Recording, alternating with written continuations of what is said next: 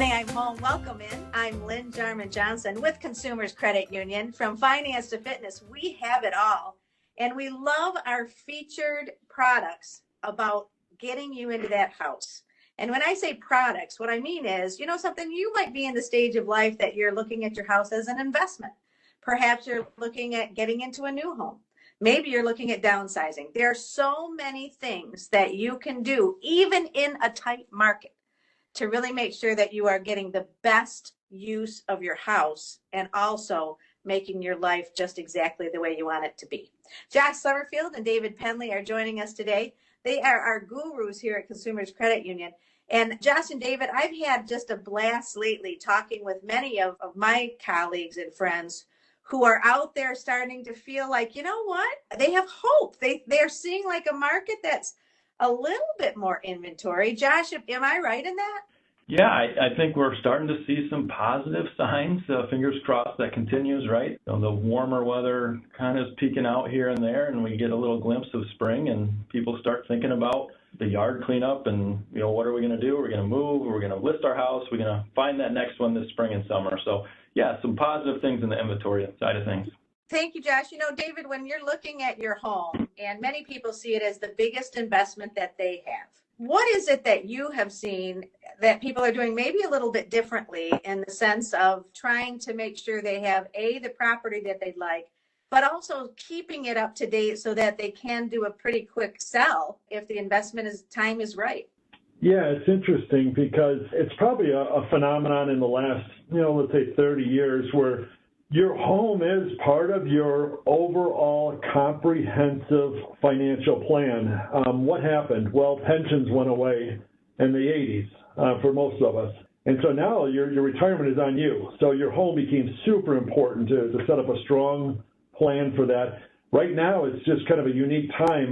The consumer has gotten used to a 6% or a 6.5% mortgage interest rate. And we weren't getting a lot of sellers, but just recently, they're kind of seeing that with this reduced inventory, they can get a premium for their house that they otherwise have not seen in years. And so it's bringing out a lot more sellers, which is encouraging for our market. What happens, though, then, David, with the fear of you don't have a new place to go? What are people doing? Yeah, that's so important because you may well sell your house in a day, but you got to have a place to go. So a lot of people do come to Consumers Credit Union because we're one of the few places that offer a bridge loan.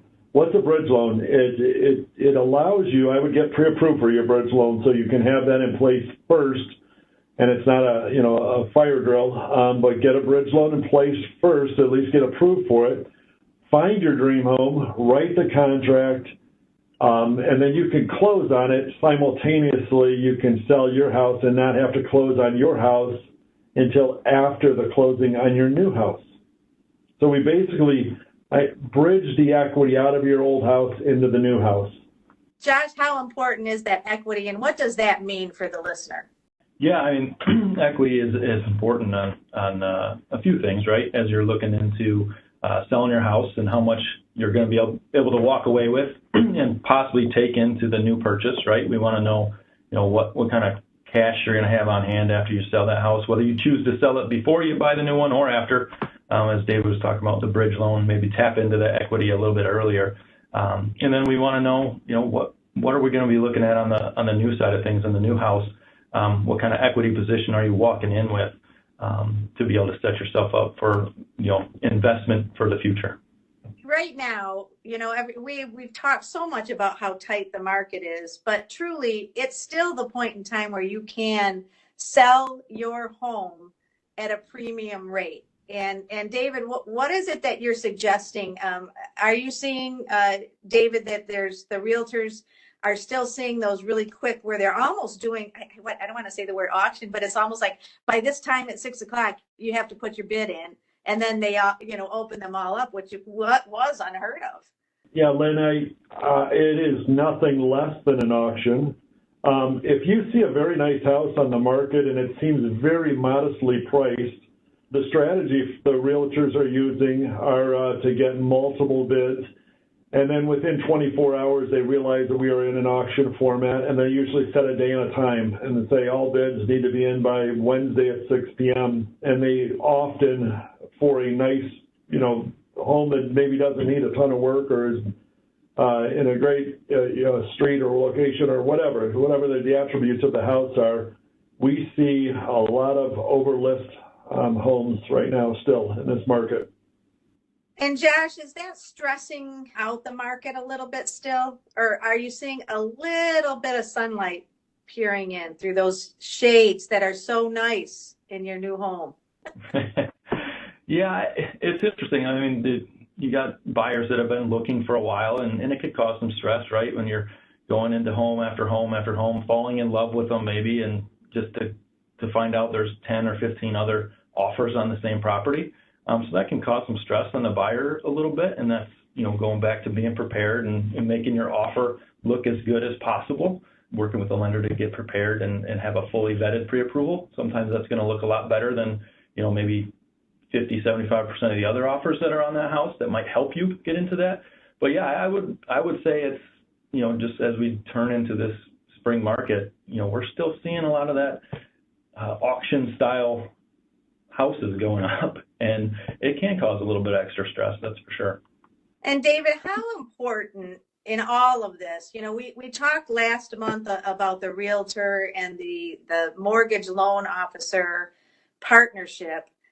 That communication has got to be so important, especially if the stress level is high and the inventory is so tight. I mean, it seems like I know that our teams work 24/7 to make sure that we're communicating and trying to get that information, not only from the buyers and or sellers, but also to them.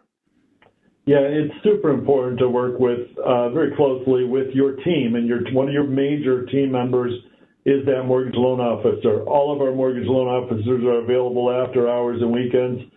And so often we'll find a buyer who writes an offer and maybe waits a day or two to talk to the loan officer only to find rates are higher than what they thought. Or maybe even they're not approved for that because the taxes on that house were higher. So if you find a house that you're very excited about, call your loan officer immediately and say, will you work the numbers on this house, on these taxes, with this association fee, and today's mortgage rates, and tell me exactly what the payment is, and yes, do I still qualify for that house? And we'll do it, right over the phone on the weekends or whatever. And the interesting thing about that is you really do have to know where that house is. What line is it on in the sense of taxes, Josh, and that's where the expertise comes in. That's so important. It's super important. I mean, going into being prepared ahead of time and running those numbers on really every house you go look at, it can get a little bit cumbersome going through in every single one of them and running them, but it is really that important just so you feel comfortable as you're getting ready to make that offer, that you're not getting in over your head. Yeah, no surprises, right? Yep, don't want any of those. So next month, you guys, I had a great conversation over the weekend, and it was about the fact that that there was somebody that was kind of disappointed because they didn't get the best rate that they thought. But what ended up happening was the way that the mortgage was created was very appetizing for this buyer. Let's next month talk about all of the different ways that you can structure your mortgage so that you're comfortable with it. And sometimes it's not about rate. Sounds great. Looking forward to it. David and Josh, thank you so much for being with us. Thank you for listening. Hey, Jake Esselink, we thank you for your production skills. And listen, if you have a topic, I just want to chat a little bit here on Money I'm Home, you are so welcome. Just send me a note, Lynn Jarman Johnson at Consumers Credit Union. Money I'm Home.